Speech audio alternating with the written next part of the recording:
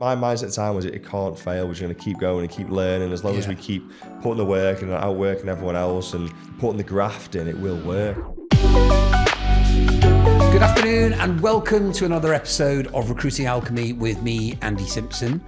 Today I am joined by a very interesting guest that I think you will be excited to hear his tales. Martyn Holme is the CEO of A&B Recruitment, a recruitment business in the kind of construction, building, trade space, with I think a really interesting story that we've been researching and I'm quite intrigued to hear in your own words. So welcome to the show. It's good to be on. Yeah, thanks for coming. Thanks for inviting me. First and foremost, you travel from Liverpool, so yes. Serious effort, well done. Trains run on time? No, delayed again. They never do, mate. 40 minutes. Just got the email a refund then. Exactly, mate, exactly. So look, loads to talk about, and like I say, our research team have been doing a bit of research in you, so I'm intrigued to hear about your story. But we always start the show with the same format, which is the two beginnings. The first beginning is a bit about you, your childhood, where you're from, where you grew up. And then a second beginning, which is, I think, what most people are interested in, is how did you take the leap to start your own business? Yep. And then from there, we can unpack what's happening in the world today, the world of recruitment today, what you're seeing as a CEO of a very successful company. And then we'll take it from there. How does that sound? Sounds good. So I guess to get us started, take us back to the very beginning. Where are you from? What was life like when you were growing up? Yeah, life was good, to be honest. Yeah, I've got obviously mum, dad. I've got a brother. We grew up in Maghull, Liverpool, for 6-7 years. Moved to a place called Frodsham. My dad got a quite a good paid job on ICI. It was back then, INEOS now. So we made the trek over the water to go to a place called Frodsham. It's a nice little village. And then I went to high school there, and we lived a good lifestyle. When I left school, I went into an apprenticeship. Right. So I travelled a little bit about. Was that? Did you get an apprenticeship? Was that the family way? Yeah, it was. So I was never going to go to uni, to be honest. I didn't really want to listen in school. I wasn't the. Were you bang into sport or? Yeah, I was into sport, but I was very much. When I learn, I like to do things. Yeah. That's how I learn. When someone tells me something, it didn't really. Someone telling me what to do didn't really appeal to me. Right. So going to uni was never really a case of that was never going to happen, to be honest. So. Right. My dad's been from a site background all his life, and he said, listen, go into a trade. Got it. Plumbing, electrician, something like that. So when I left school, that's all I thought to do, was go into a trade. So I ended up getting an apprenticeship with Doosan Babcocks. Big global player in the industry. So served my time there. The downfalls was that when I was 16, I had to go live down in Birmingham at the time. At 16. Terrible, mate. What a nightmare. Sorry to anyone listening from Birmingham. It's a great city. But when you've got friends and stuff from school, like everyone's and going you're to probably uni only, and stuff. 16, 17, right? 16, 17, yeah. So you're just a young guy. And you were sharing a room with some random guy you didn't know in a bunk bed and stuff. I was like, oh, what am I doing here? Yeah. And literally we were on pennies. I think we were getting like 60 quid a week. This is back in the day when it was like YTF, that kind of, there was a proper apprenticeship on next to nothing. Yeah, it was a proper apprenticeship, but we were like £3.10 an hour or something like that. Yeah. But my dad kept saying, stick it out, it'll be worth it in the long run and stuff. So we stuck it out, and obviously that got me used to and working away from home as well, which was kind of good, because that's a life lesson in itself, isn't it? Where you've grown up with your mum and dad and your brother and everything, your tea's getting felt, and all of a sudden you have to kind of fend for yourself at 16 a little bit on not much money, walking half an hour, 40 minutes to the train, to the apprenticeship training thing, and then you're seeing the big world as it in itself, aren't you, to be honest? In the mean streets of Birmingham as well. Well, it wasn't the nicest part. I'm not going to name the place, but it wasn't the nicest. And do you look back on those days fondly, or were you homesick? I was really homesick, yeah, because I had loads of mates at the time who were all like stayed on at sixth form and stuff, and who had local apprenticeships, and you miss your mates. There's that age where you want to hang around with your mates and you just starting drinking a little bit, aren't you, and going out and stuff. So I missed all that. And yeah, I didn't enjoy it. Many times I wanted to quit. Yeah. It was my dad who kept saying, no, listen, stick it out. It'll be good. Once you save your time, it's going to open loads of doors for you. You'll be on good money. You get a car and a house. And you know what I mean? So it was obviously the light at the end of the tunnel that you had to kind of just stick it out and just go for it, basically. Yeah. Yeah. And then, so you're a tradesman. Yep. What was your trade of choice? It wasn't my trade of choice, to be honest. The opposite of my trade of choice. I wanted to be an electrician, actually, but then I found out I was on. I got to the final stage for a company, Kellogg's, and it was in the Kellogg's factory near us, and I went to the final stages. There's me and two other people, and found out I was colourblind. Oh, really? You didn't know? I didn't know. No way. So then that was the end of me being an electrician then. So then I went towards like... Yeah, because I guess you can't wire you need to see green, blue in it. Yeah, exactly. How funny that you'd never twigged that you were colourblind though. But it's slight, you don't in open, like you don't see it, but when they do the actual test on you where you can see like a number 9 in like a yellow background with a brown. Right. You don't, until then you don't know it. Guess what? You've got no frame of reference. No. So then obviously electrician was out the window. So then I tried to become a plumber was the next one I wanted to do. And I nearly got through to another one for a plumber. But again, that failed last stages. And then I had a final stage at Doosan Babcock. So the two electrician one, the plumbers were beating home. That's why I wanted to do it. Right. And the pipe fitting one, which I went to, was working away. And obviously I wasn't too fond of working away at 16. Yeah. On like not the best money. So it was kind of like it sounds bad, like, because there's hundreds of people going for this apprenticeships, well, of course, and literally only, I think, 15 got in. So I don't mean to sound bad when I say it was a last resort, but it wasn't my preferred choice. Got it. So pipe fitter. Pipe fit, yeah. Yeah. And pipe fit and welding, yeah. Right, okay. And then, so you get the pipe fit, and you're working away again then, are you?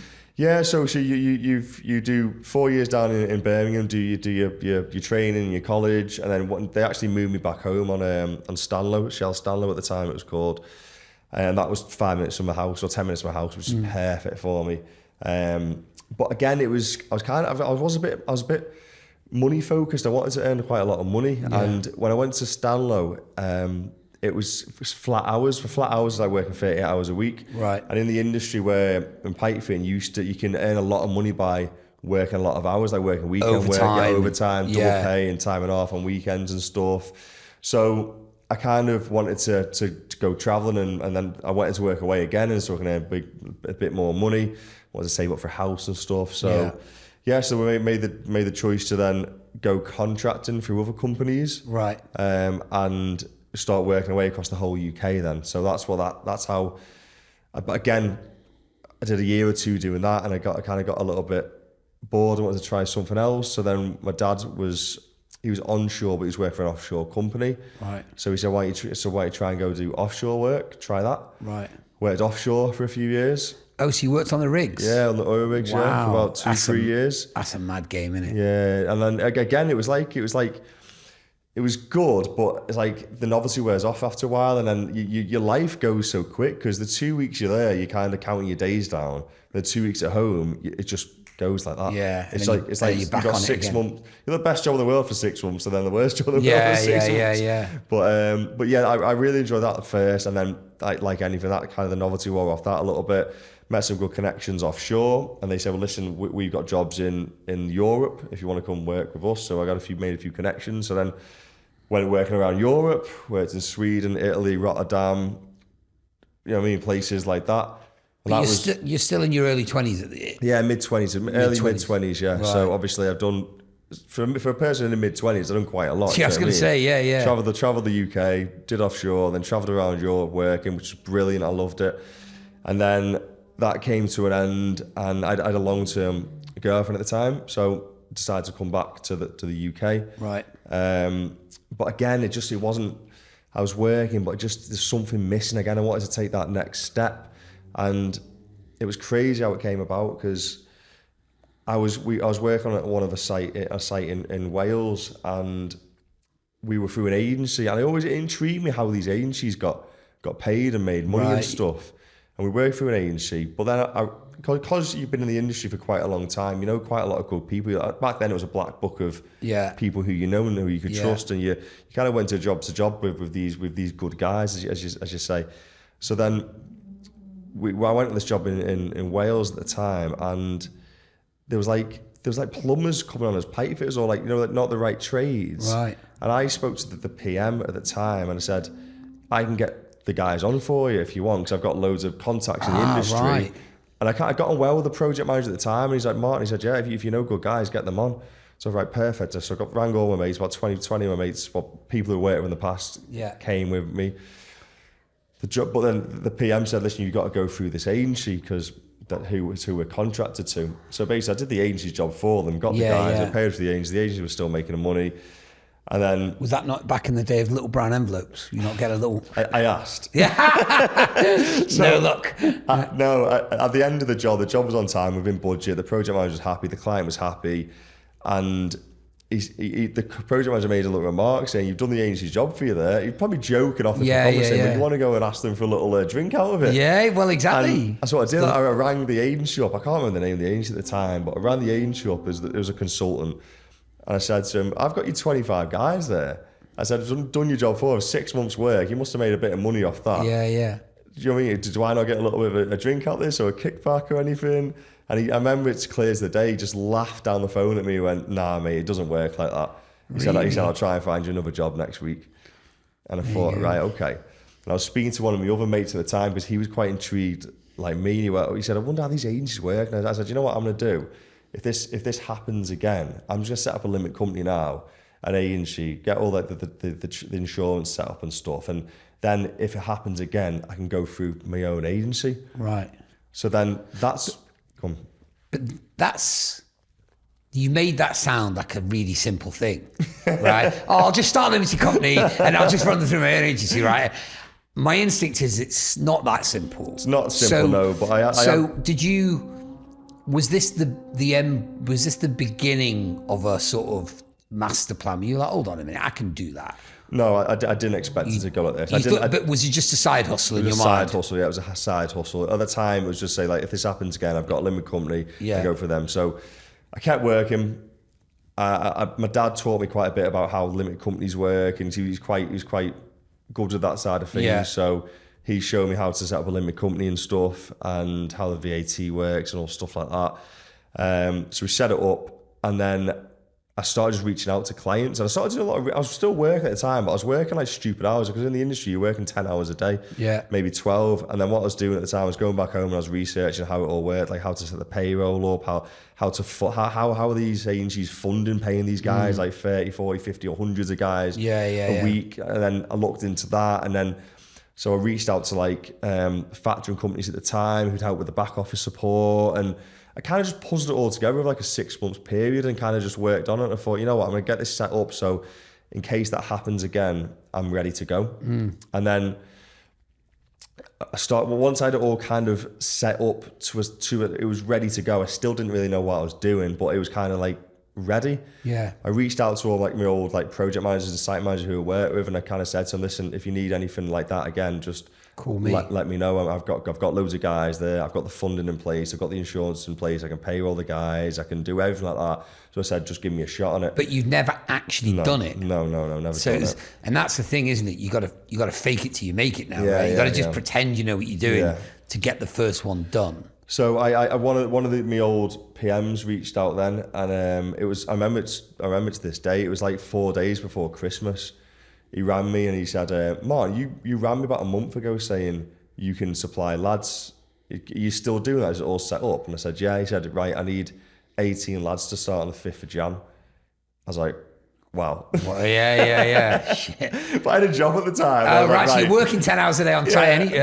But luckily enough, it was actually Christmas, so I had 2 weeks off. And I thought, you know what, I'm gonna blitz this now, get the guys sorted and stuff like that. But did you have any idea, if your black book was exhausted, how to actually go and recruit people you didn't know? Well, I got a few people I knew, but then I had to start going on Indeed and stuff like that. And so this is all new to you now? Yeah, honestly, I didn't have a clue what I was doing.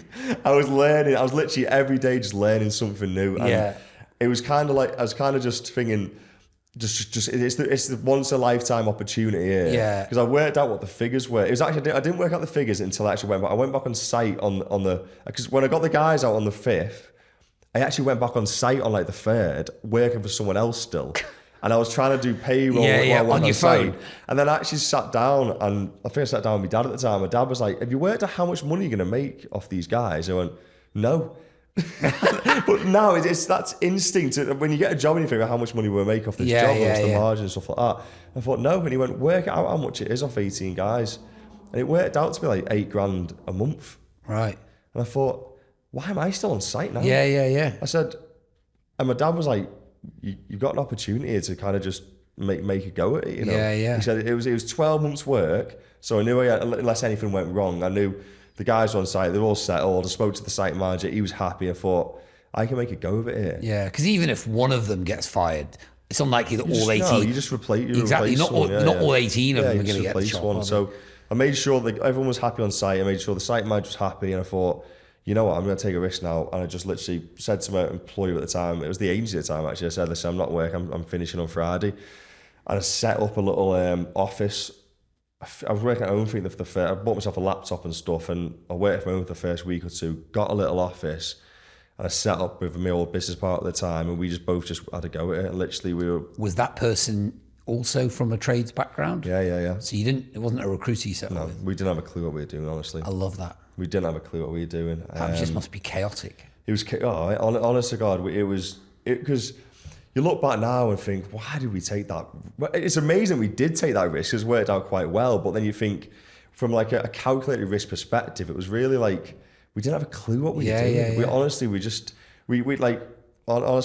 have a clue what we were doing, and we were kind of learning every single day. And then we kind of just, every single day we were just like, right, how do we get, right, so we got these jobs now, how do we get more jobs? And then we like found a system called Glenigan's or Barber ABI, I think it was called, and that gave us more leads. And then we literally just had to teach ourselves how to do sales. We were watching videos on YouTube on how to do sales and how to open and close and handle objections and stuff like that. And we had people like ringing up gatekeepers and like, no, we're not in. And how do you get past a gatekeeper? And if someone says there's a PSL in place, how do you get past that? And we just learned this all ourselves. But for some people, that's the worst part of the job. That's the part of the job they hate, right? The cold calling, the rejection, we no's. loved it, yeah. Well, that was my question. Like, you know, for a lot of people when they're new to recruitment, it's being inspired by the people around you that don't look terrified when they're picking up the phone that gives you the confidence to keep going. But you didn't have that. So like, where are you? What's keeping you going? Is it just like, shit, we've got no choice now, we've got to make it work? Yeah, we've got to make it work because we signed a lease for 12 months. I quit my job so I wasn't getting a wage, so this was dependent on my life to pay my mortgage and stuff like that. Yeah. So I had to make it work. Do you know what I mean? Yeah. So we just literally was just dialing 50, 60 calls a day. We were getting most no's, but then if we were making 500 calls, we might get one yes. Yeah. Wow. And we just kept doing that. And then we were doing everything at the time. When you run your business, it's like now we've got it quite separated out quite well, where you've got different functions: sales, delivery, ops, finance, HR. Now we had to do everything. We had to do our own marketing, had to do social media stuff, had to do sales, delivery. When a job came in, we had to went off sales and start filling the jobs. Had to do the payroll ourselves, collect the timesheets ourselves. Yeah. Literally did everything ourselves. We learned the whole business just ourselves. Yeah. Was it a laugh? Yeah. So it wasn't, because it must be stressful, right? Were you able to enjoy it, or were you just like? Yeah. It was. I don't. When you're involved in it, you don't really see the stress. Listen, obviously it's stressful, but you kind of just keep going. One foot in front of the other, right? Yeah, you just got to keep going, and just like you can't. It's not gonna. My mindset at the time was it can't fail. We're just gonna keep going and keep learning. As long as we keep putting the work and outworking everyone else and putting the graft in, it will work. And as long as we're learning and failing and then never fail, learn from our mistakes type thing. Yeah, that's what we were. Yeah. Conscious of. And that was the foundation of AMB, or that's AMB set up. Yeah, that was it. And what year was that? 2018. Okay, so we'll cover the part in between in a minute. Yeah. Tell us about your business today. Yeah, so we've got about 25 staff in the minute in the UK. got a UK office in Birchwood now, which it's got potential to go up to 40 men. Yeah. Lovely office. We do construction, engineering, power, energy. We're starting to get into a bit more manufacturing, automotive type jobs.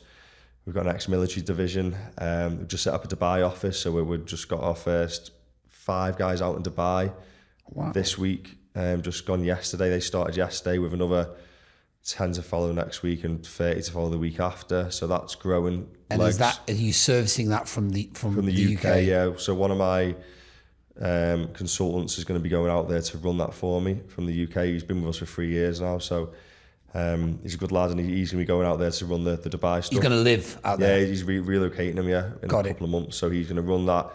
Once it's set up to a certain size, we'll start recruiting out there and start building the team out there. I mean, there's probably no bigger, maybe Saudi, but I mean the Middle East is where. We've got jobs in Saudi kicking off as well soon. So, like you say, that Dubai, UAE, Saudi, Abu Dhabi, Dubai, it's huge out there. The problem is you can't get they're growing, they're building so fast that the manpower is struggling to keep up. So you've got this really successful recruitment business growing.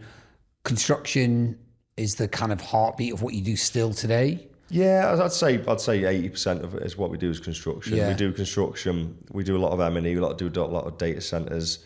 We've worked in Europe as well doing data centers, which has been good. But like you say, we're just trying to branch out a little bit more. We're not going too far. We're not going to go into tech or finance or social care and stuff like that. We're going to stay around like that market. Space. Like my space, I've done oil and gas, industrial engineering, power, energy, and construction. So I want to stay around them. Yeah. Because that's what I know. So, and I think that's how, when we set up, I think that's how we started getting our first clients, because you weren't talking to a salesman. You were talking to someone who's lived and breathed, who had 10 years experience being on site. Being on site as a trade, as a supervisor, and so who can see it from a client's point of view, a candidate's point of view, and an agency point of view. So it was kind of that. I think a lot of our clients bought into that, the fact that we actually knew what we were talking about. Yeah. And candidates bought into us because obviously we've done that before. It's like a candidate speaking to a candidate. There's kind of mutual respect there, rather than speaking to maybe an agency person who was never done that type of work before, who's kind of second guessing a little bit. Understood. So, I think that's fair. Has there been, I'm sure there's been highs and lows. There's been loads of highs and lows. If I asked you to pick out a low right now, what would you pick out? Most definitely, we got took for 150 grand, 2019, second year of trading. First year was going quite smoothly, we were getting through it, but then again, naivety from my point, you get your debts insured on temp labour. Yeah. So we had about 35 guys out on a job in Liverpool, and it ran up to, we had 100 grand covered, and we were doing our own credit control at this point. So we were chasing the debt, saying, listen, it's up to 90 grand now, can you make a payment? He went, yep, I've got a check on the way. He said, a check on the way. Old school. Old school. So it arrived. So we said, it'll be there next week. But then obviously every week it's going up by 35, 40 grand, this debt. So you're continuing to pay these workers. We're funding these guys, but naivety for me. Now, and you're paying them on a Friday because it's weekly pay, right? Yeah, and then so by next week, rang him again, mate, this check's not come, can you sort it out? He went, he said, we're having these issues at the minute. He said, right, I'll get it sorted. I'll speak to our finance team and send you a backs payment. This is on a Thursday, so the backs payment won't land till Monday. Again, another Friday payment goes in, another 30, 40 grand.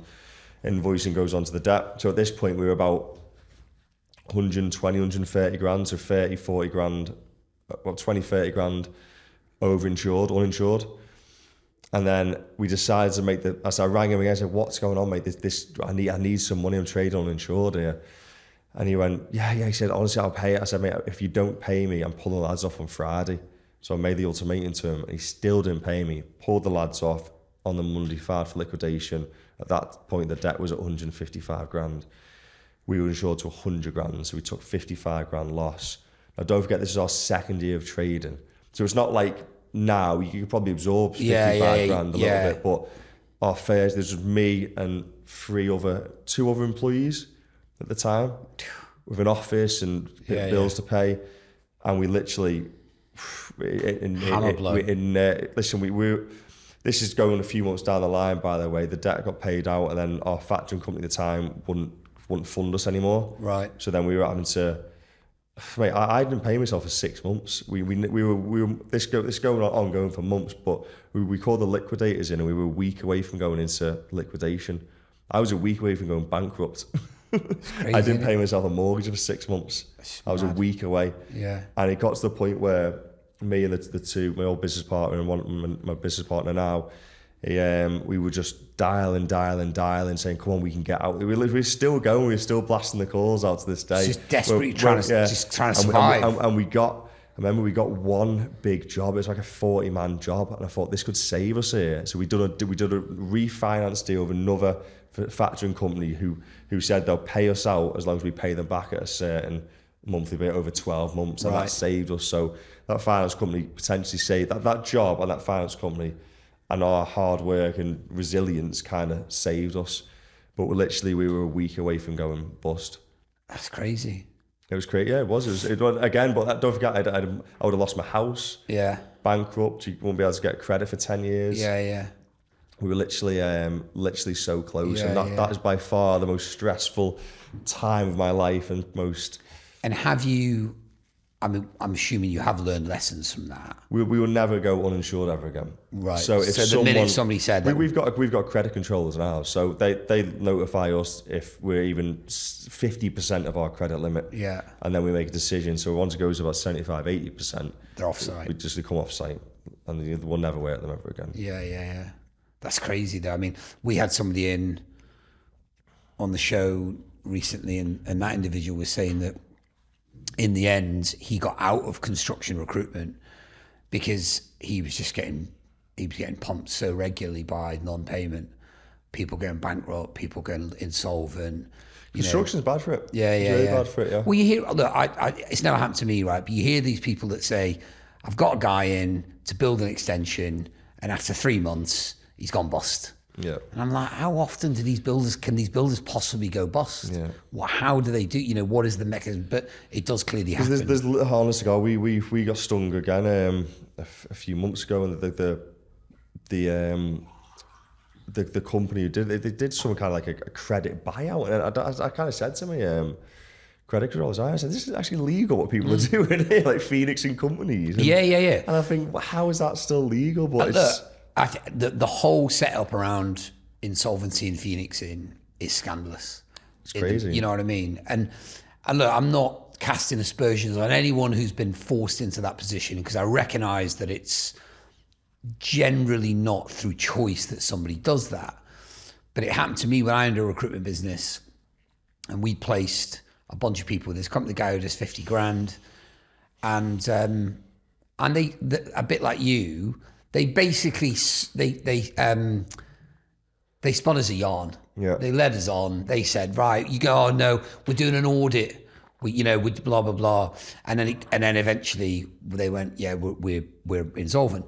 But what really pissed me off is that they set up trading, and the CEO remained the CEO.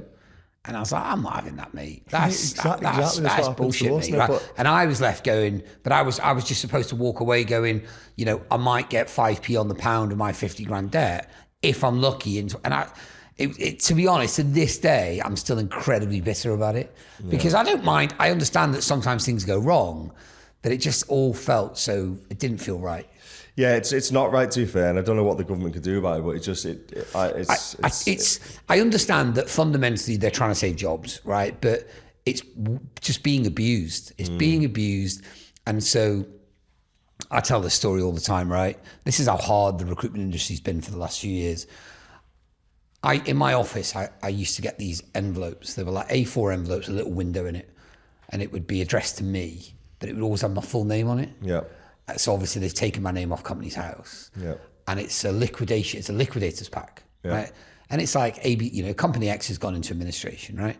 And I used to get one every 3 months, one every 6 months. Yeah. No worries, that's part of it happens. I was getting one a day, right?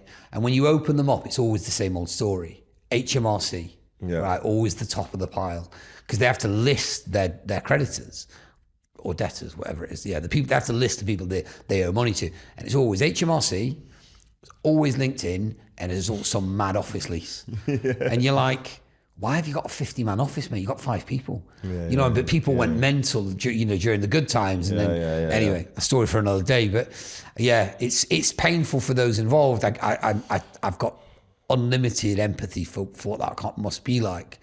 But it is very frustrating when you have to, like you've been through. It sounds terrible. Yeah, it was not nice, but like you say, it's a show of character, a show of strength that we got through it. And if we look back now, I think we're glad we learned that mistake when we were at that size, because we'll never make that same mistake again now. So it's a lesson learned. Amazing. So we talked about a low. There must be highs too. Tell us about, what are you most proud of? What do you look back on and think, that was a moment? Yeah, there's been multiple highs, I think. I think the Dubai stuff for us is a really big high at the minute, setting up that Dubai office. So that's, if you would have said to me, even just 3-4 years ago, even during COVID times, you have an office you were setting up in Dubai, you think, wow, that's amazing. Yeah. We've won multiple awards, which we're proud of. And just the team we're building, to be honest, how we've come from kind of nothing in the space of 7 years to what we got now is something to really be proud of. I think, not just myself, but the team involved. And I think we've got some really good people in the team and trying to build a really good culture. And I'm just really proud of everything we've done there, to be honest. Are you all based in Liverpool?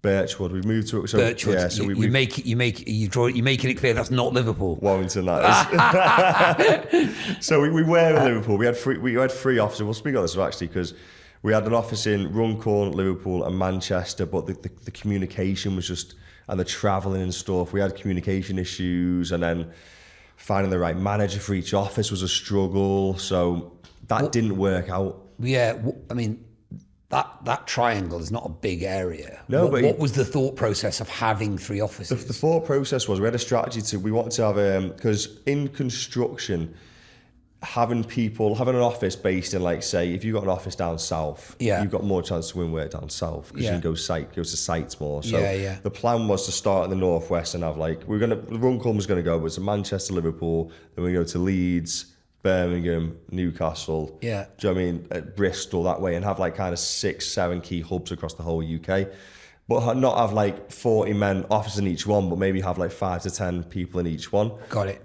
Now that was our strategy a couple of years ago. Now again, a lesson learned is we tried it, it didn't work. We struggled for time traveling back and to for the office all the time. That was kind of a waste, we think. Number 2 was probably we struggled to get good managers. And then number 3 was the communication issues between the 3 officers, and it just didn't work. And listen, it could have worked. We thought it would have worked, and it didn't work, so it's fine. I'll openly say, listen, we tried it and it failed. But as a business, you've got to act again. So you think, right, let's bring everyone back together. We got a beautiful office in Birchwood now in Warrington, which is kind of in the middle of them 3 locations. Right. So we kept all the team together.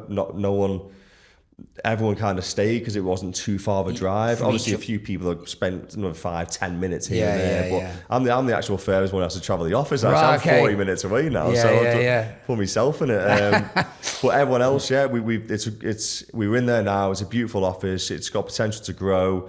So the plan would be to have a north office in Birchwood and maybe get a southern office in the next couple of years, and then obviously expand Dubai and maybe hit the USA markets maybe. Yeah, got it.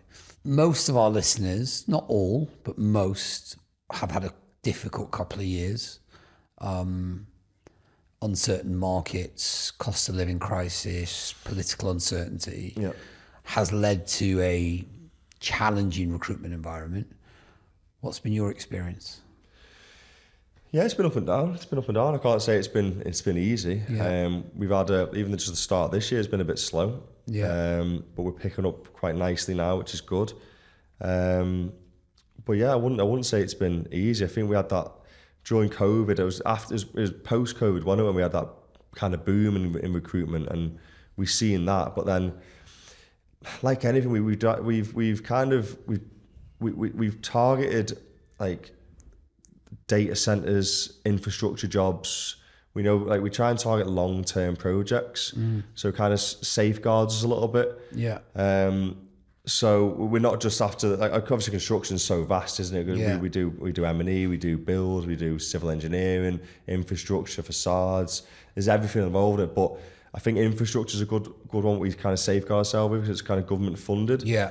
But also M&E, I know a lot of the data centers. I know a lot of like the tech companies. You got Microsoft, Google, and stuff who are pumping a lot of money into data centers at the minute. So we kind of thought what the key areas which are a little bit safer than others, Right. as well as doing the trades and labour construction, which we will do. Yeah. We kind of target on bigger projects, which we had maybe 30, 40 guys out for 12 to 18 months. Yeah. So we could see that was revenue coming in for the next 12, 18 months. Yeah. And target them bigger jobs. Yeah.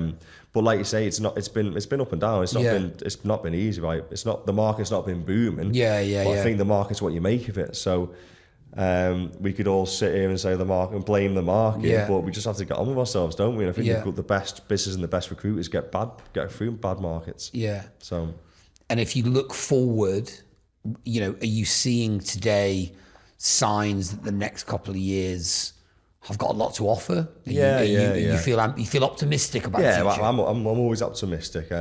But I think a change of government doesn't help. Is that there's the releasing budgets and stuff, and I think that's been a slow start to this year, because obviously the Labour's coming out after how many years of the Conservatives being in. But again, the budget's been put on hold for that and stuff, and where they reallocating all the money and stuff. It's been a bit the slow year because of that. I think now I think the budget's been allocated and stuff. I think we should see growth this year. We've seen it already. Just the past. Even from April, May, we've seen a bit of a boom. Now, January, February, March was a little bit slow for us, but we're starting to see it now. So I'm quite confident this year. Yeah. And you talked about your culture, that you're really proud of the team. What would it be like for someone like me to go and work for a day in the life of A&B Recruitment? What would the experience be? Is it high volume? Is it salesy? Is it relationship focused? Is it, what would you see? What's the DNA of your business today, and how have you created that DNA? I think we're really, really relationship focused. Me, myself, anyway. That's how I'm not a salesman by trade. Do you know what I mean? I've not been brought up in sales. I've kind of learned it myself, and I think a lot of my clients buy into me just through relationships, and that's how I do things. But I think there's different people in the business have different strengths, I think, but we're trying to create a high performance culture. Now, it's been up and down. Listen, we've had 3 different office moves. There's a lot of changes. We're changing CRM system and stuff. So it's not always going to be, do you know what I mean? But we're trying to create a culture where it's high performing, it's salesy, everyone's motivated to get to that next step. We've got a good thing here. We're creating something special. We're driving the business forward. We're trying to get everyone on board with that. And I'd say that most of the people, everyone in the business is kind of bought into it at the minute, and everyone's got progression plans. Everyone's got, what do you need to do to get to the next steps? We give lots of good incentives out. And I think we're just trying our hardest. Listen, I'm not perfect. I made mistakes in the past, and I think I'll hold my hands up. And listen, I'm still learning as a CEO. I've never done this before in my life. So I've scaled a business from 0 to 15 million in 7 years. And I'm still learning. So obviously I'm gonna make more mistakes, but all I do is try my hardest to create a good work-life balance for people where everyone can make good money and enjoy themselves when they come into A&B, and that's what I'll continue to do. And that's what I'll always try and do to make service our clients and give us the best service we possibly can. Yeah, amazing. Invariably, the question that most of our listeners ask me is about technology, and specifically AI in recruitment. There is no right or wrong answer, of course. You're in construction, right? Which I think is an interesting field, because today feels like the one field where you can't get a robot to build a house. Do you know what I mean? Yeah. I'm sure in the future, but do you have a view on that kind of thing? What have you seen? What kind of technologies have you tried or tested or thinking about? And how do you see the world moving with tech? It's quite scary, to be honest. I think AI is a brilliant tool, and I think we use it in our business. We use it to automate admin tasks, automate lots of stuff, and I think that's brilliant. there's a lot of talk about AI agents at the minute, and honest God, we had a conversation with a company a few months ago, and they were trying to sell us these AI agents, and as a receptionist. Right. And like I said, I can tell that's a robot. They came to see us last week. You can't tell that's a robot. Really? You can tell it sounds like a human, and they can even put my voice on that, and you can't tell the difference, which is kind of scary. Yeah. So I can see where it's going to go. I can see that there's going to be. I feel like construction. Listen, humans will never be replaced, because, for example, I went and took a client to a game of golf last week. I had a few beers after it. AI can't do that. So it can't build relationships like we can. So it's never going to replace. But I think it's going to help businesses in regards to if these AI agents come in and you can use that for, again, lead generation, maybe have the initial phone call to making sure people are interested in your product or something. I see that happen. I think that's in recruitment now, to be honest. We're not using it. But I think a lot of other people are using it. And now it's one of them. It's like, do you not use it and get left behind, or do you use it and it's scary how it could go. It's scary how it could go, but.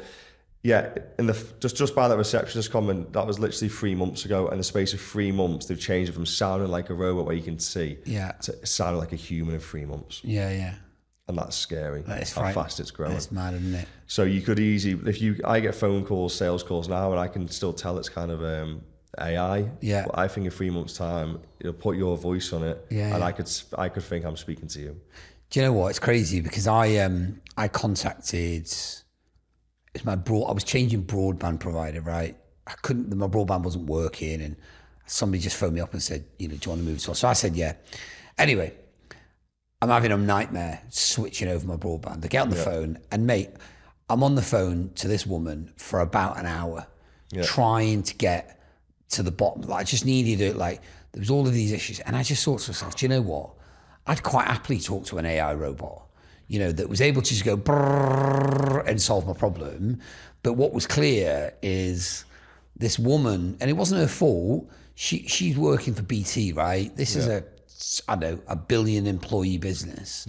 So she's having to go from department to department to department to department, trying to work out what's gone wrong with this broadband thing.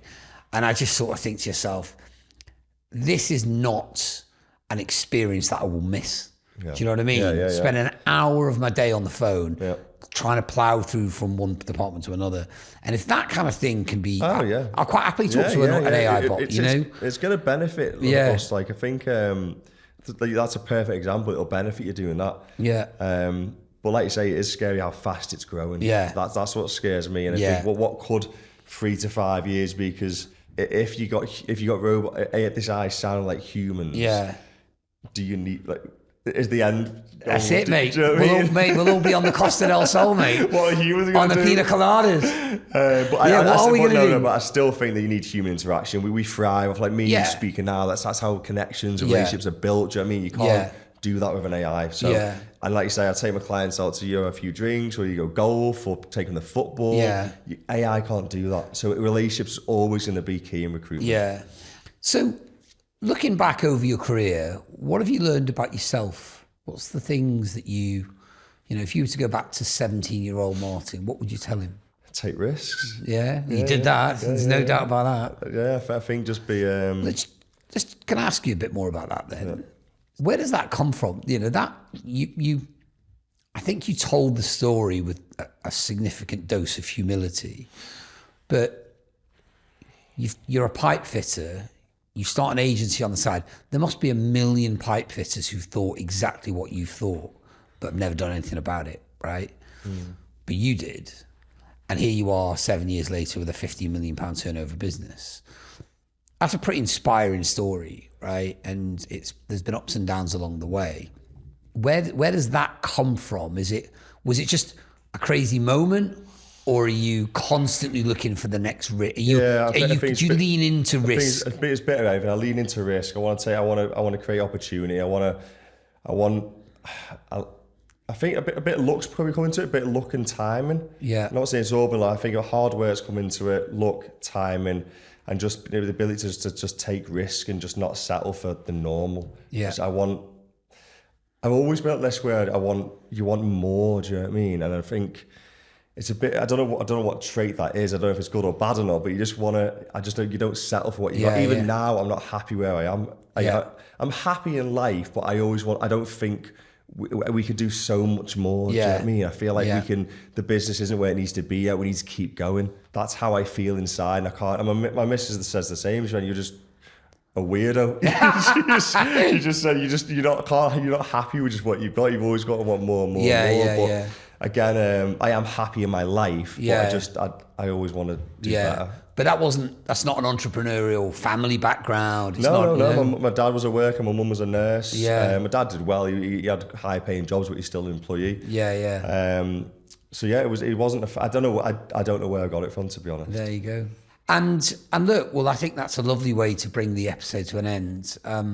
It's been a really lovely conversation and really inspiring, actually. I think for a lot of people, they watch these shows to understand, how, if they've got a similar level of ambition, what do they need to do? And sometimes it just takes a good, healthy dose of courage and going for it. So good on you, mate. Thanks for coming in. No, thanks, Amy. It's been a pleasure.